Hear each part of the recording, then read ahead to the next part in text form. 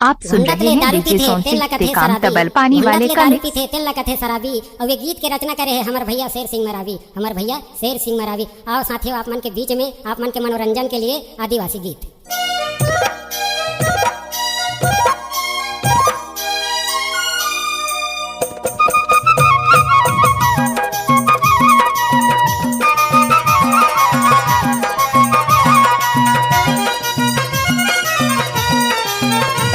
नहीं छोड़ो तोला नवो माया तोर बरा लगे कलगी डोले।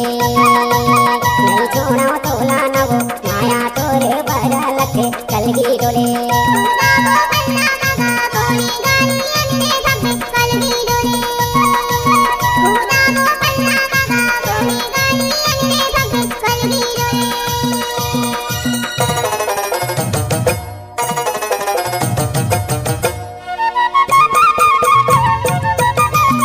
डीजे सोनसिंह राज।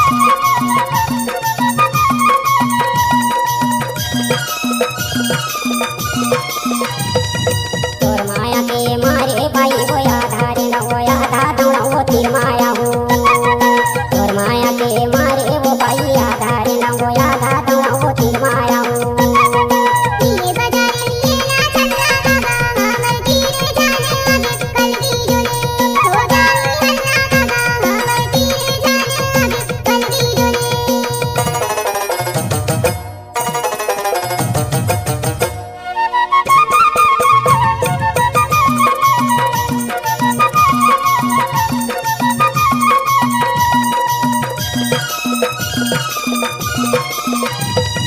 कोठे के बारा रेंगेला छू छू काबो तोरे तीरे तीर माहू ना माया नहीं करो पूछू ना वो तोरे तीरे तीर मारू ना माया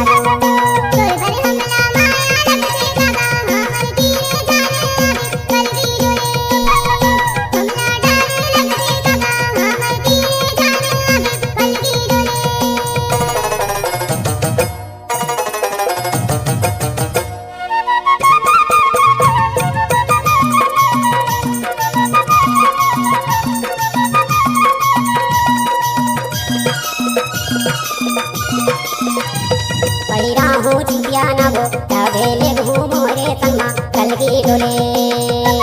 पैरा हो सुतिया ना वो तबेले घूमो रे संगा कलगी डोले।